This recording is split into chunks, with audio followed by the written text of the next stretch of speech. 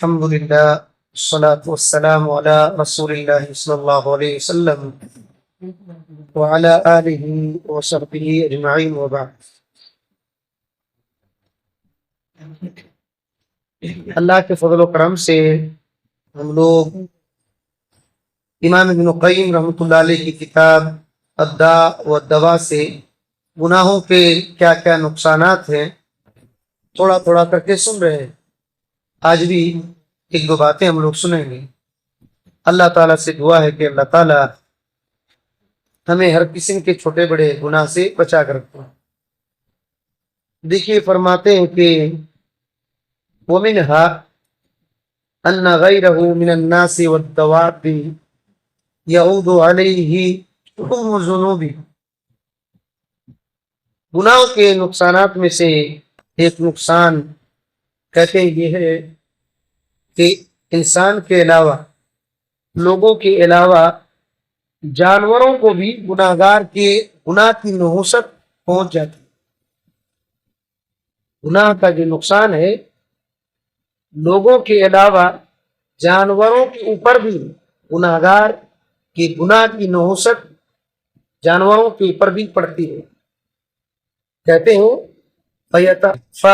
فَيَحْتَرِقُ ہوا گناہگار خود گناہ کی عذاب میں جلتا ہے. وَغَيْرُهُ بِشُؤُمِ الذُّنُوبِ اور اس کے علاوہ دوسرے لوگوں پر بھی گناہ کی نحوست پڑتی ہے اور اس کے ظلم پڑتی ہے دنیا میں.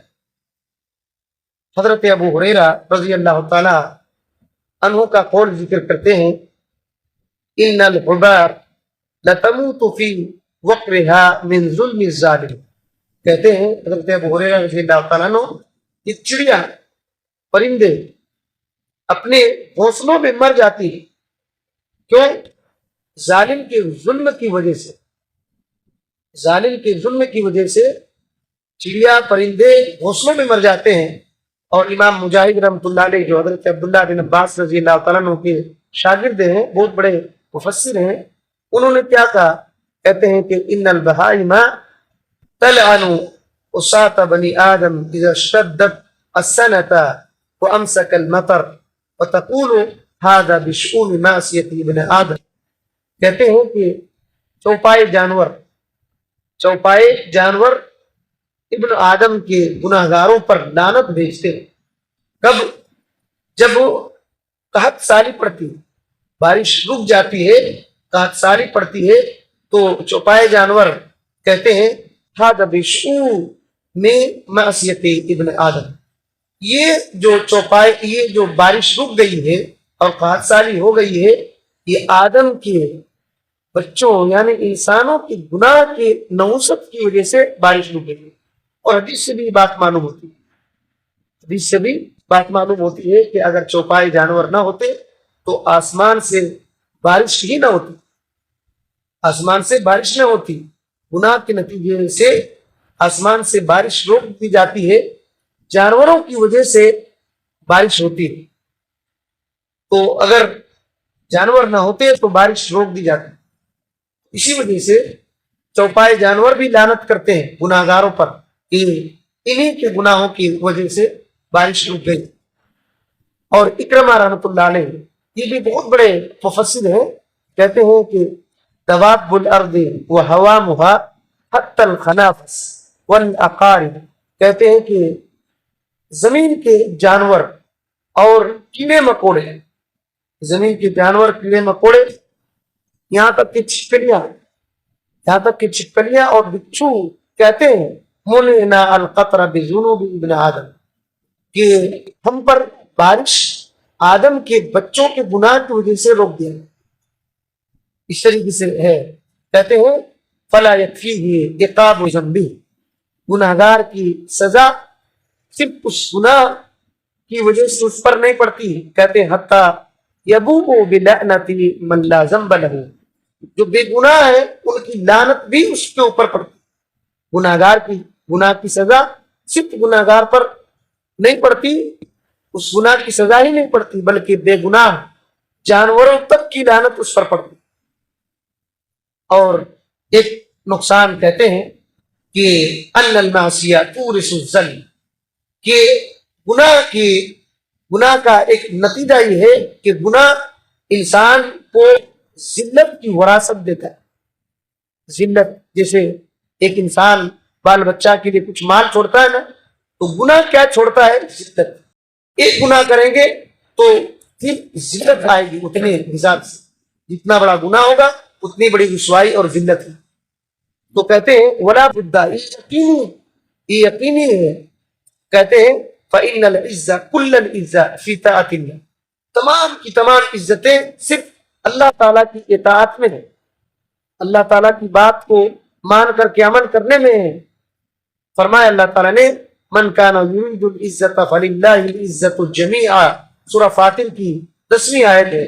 کہتے ہیں جس کو عزت چاہیے تو وہ جان لے کہ تمام کی تمام عزتیں صرف اللہ کی ہے، اللہ کے لیے. کہتے ہیں انسان کو چاہیے کہ اللہ کی اطاعت کر کے عزت چاہے، اللہ کی اطاعت کر کے عزت چاہے. لا یجدها الا فی طاعته، کیونکہ عزت صرف اللہ کی اطاعت ہی سے ملے گی، اللہ کی اطاعت ہی سے ملے گی. وکان من دعاء بعض السلف، کہتے ہیں وکان من دعاء بعض السلف، بعض سلف صالحین کی دعا میں سے یہ دعا تھی اللہم اعزنی بطاعتک، اے اللہ تیری اطاعت کے ذریعے سے مجھ کو عزت دے. ولا تذلنی بمعصیتک، اے اللہ تعالیٰ تیری نافرمانی، تیرا گناہ کر کے مجھ کو بے عزتی نہ کرنا، ذلیل نہ کرنا. تو اللہ کی اطاعت کرنے سے عزت ملتی ہے، اور اللہ کی نافرمانی گناہ کرنے سے انسان کو ذلت ملتی ہے.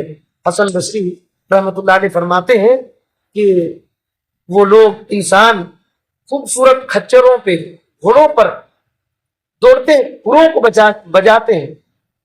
پہلے زمانے میں گھوڑے اور کھچر بہترین سواری تھی، تو اس پر سواری کر کے دوڑاتے ہیں، گھوڑوں کی کھر کو بجاتے ہیں ٹپ ٹپ ٹپ کر کے، اور وہ تیز جتنا دوڑتے ہیں اتنا فخر کرتے ہیں. تو کہتے ہیں کہ وہ تو سمجھ رہے ہیں ہم فخر کر رہے ہیں، لیکن ان کے دلوں سے معصیت اور گناہ الگ نہیں ہوا ہے، ان کے معصیت اور گناہ الگ نہیں ہوا ہے، اور وہ سمجھ رہے ہیں کہ ہم فخر کر رہے ہیں، ہماری عزت ہو رہی ہے، حالانکہ گناہ سے وہ دور نہیں ہوئے. اور حضرت عبداللہ بن مبارک بہت بڑے محدث ہیں، انہوں نے شعر میں کہا رأیت الذنوب تمیت القلوب، میں نے دیکھا کہ گناہ دلوں کو مار دیتے ہیں، گناہ دلوں کو مار دیتے ہیں، مر جاتا ہے دل. اور کہتے ہیں وقد یورث الذل ادمانها، لگاتار گناہ کرنے سے کیا ہوتا ہے؟ ذلت وراثت میں ملتی، ذلت وراثت میں ملتی ہے. وترک الذنوب حیات القلوب، گناہ کو چھوڑ دینا یہ دلوں کی زندگی ہے. وخیر نفسک خیر لنفسک عصیانها، اور تیرے جان کے لیے، تیرے نفس کے لیے بہتر ہے کہ تم گناہ کا انکار کرو، گناہ کا انکار کرو. وَهَلْ أَفْسَدَ الدِّينَ إِلَّا الْمُلُوكُ وَأَحْبَارُ سُوءٍ وَرُهْبَانُهَا، کہتے ہیں کہ دین کو کس نے بگاڑا؟ بادشاہوں نے اور برے علماء نے اور رہبانی لوگوں نے، رہبانی لوگوں نے دین کو بگاڑا. تو یہ گناہ کے نقصان ہیں. اور ایک نقصان آخر میں بیان کرتے ہیں، ایک نقصان اور ذکر کرتے ہیں یہاں. کہتے ہیں وَأَنَّ الْمَعَاصِيَ تُفْسِدُ الْعَقْلَ، اس کا خلاصہ سنیے، دیکھیے. کہتے ہیں کہ گناہ جو ہے، نافرمانی عقل کو بگاڑ دیتی، عقل بھی خراب ہو جاتی، عقل بھی خراب ہو جاتی. کہتے ہیں فَإِنَّ لِلْعَقْلِ نُورٌ، عقل کے لیے ایک نور ہوتی ہے، عقل کے لیے ایک نور ہوتی ہے. وَالْمَعْصِيَةُ تُطْفِئُ نُورَ الْعَقْلِ، اور گناہ عقل کے نور کو بجھا دیتی، گناہ عقل کے نور کو بجھا دیتا ہے. وَلَا بُدَّ، یقینی طور پر ایسا ہوتا ہے. کہتے ہیں فَإِذَا طَفِئَ نُورُهُ ضَعُفَ وَنَقَصَ، جب عقل کا نور بجھ جاتا ہے تو پھر اس کی عقل کمزور ہو جاتی اور ناقص ہو جاتی ہے. کہتے ہیں بعض سلف نے کہا ما اصلّہ عادٌ حتیٰ، یہ بھی بات نہیں، کوئی بھی آدمی جب گناہ کرتا ہے تو اس کی عقل غائب ہو جاتی ہے، اس کی عقل غائب ہو جاتی ہے. کہتے ہیں کہ کیسے؟ کہتے ہیں حال ظاہر، یہ بہت واضح بات ہے، یہ واضح بات ہے. فَإِنَّهُ لَوْ حَضَرَهُ عَقْلٌ، اگر اس کی عقل ہوتی تو گناہ سے اس کی عقل روکتی، اس کی عقل گناہ سے روکتی، گناہ کرنے سے اس کی عقل روکتی تھی یہ گناہ نہ کرو. کیوں؟ کہتے ہیں اس کی جان اللہ کے قبضے میں اور وہ آدمی اللہ کے غلبے کے نیچے ہے اور اللہ تعالیٰ اس کی حالت سے باخبر ہے، جانتا ہے کیا کیا کر رہا ہے، گناہ سب جانتا ہے. اور کہتے ہیں اللہ کے گھر میں ہے، اللہ کی زمین پر اللہ کے فرش پر بیٹھا ہوا گناہ کرتا ہے، اللہ کے فرش پر بیٹھا ہوا گناہ کرتا ہے. اللہ کے فرشتے حاضر رہتے ہیں اور اس کو دیکھتے ہیں. قرآن مجید کی واعظ کی آیتیں اس کو روکتی ہیں اور ایمان بھی اس کو روکتا ہے. موت کا ڈر اس کو روکتا ہے، جہنم کا ڈر اس کو روکتا ہے. لیکن پھر بھی اور کیا ہوتا ہے، جانتا ہے کہ گناہ کی وجہ سے دنیا اور آخرت کی خیر ختم ہو جاتے ہیں، دنیا اور آخرت کی خیر ختم ہو جاتے ہیں. اور جو نیکی کر کے سرور اور خوشی ملتی ہے وہ خوشی گناہ سے ختم ہو جاتی ہے. پھر بھی کیوں کر رہا ہے گناہ؟ کیونکہ اس کی عقل کمزور ہے، کیونکہ اس کی عقل کمزور ہو چکے گناہ کرتے کرتے. وہی کہتے ہیں کہ گناہ کی وجہ سے عقل کمزور ہو جاتی ہے اور یہ یقینی بات ہے. کوئی کتنوں آدمی دنیا میں ترقی کر لے اور گناہ کر رہا ہے، اللہ سے ڈر ہی نہیں رہا، تو وہ ترقی کس معنی میں؟ وہ کیا ترقی ہوتی ہے کہ آدمی گناہ سے نہیں رک رہا ہے، اللہ کی زمین پر رہ کر کے فرشتے ہمارے ساتھ ہیں اور پھر بھی جہنم کا ڈر ہے، موت کا ڈر ہے، حساب کتاب کا ڈر ہے، پھر بھی گناہ سے نہیں رک رہا ہے. اس کا کیا مطلب ہے؟ اس کی عقل کمزور ہو چکی ہے. تو یہ گناہ کے بہت سارے نقصانات میں سے یہ بھی ایک نقصان ہے. اللہ تعالیٰ سے دعا ہے کہ اللہ تعالیٰ ہمیں ہر کسی کے چھوٹے بڑے گناہ سے بچائے، اور جو ہم سے چوک ہو گئی ہے انسان ہونے کے ناطے اللہ تعالیٰ ہم کو درگزر کرے، معاف فرما دے. اللہ تعالیٰ ہمارے یہ چھوٹے بڑے جو بھی ٹوٹے پھوٹی عبادتیں ہیں، اللہ ان عبادتوں کو قبول فرما، ہمارے صیام اور قیام کی قدر فرمائے، اور جو کچھ باقی دن ہیں اللہ ہمیں صحت و سلامتی کے ساتھ ان دنوں کو نیکی کر کے روزے کی حالت میں گزارنے کی توفیق دے. آمین. السلام علیکم ورحمۃ اللہ وبرکاتہ.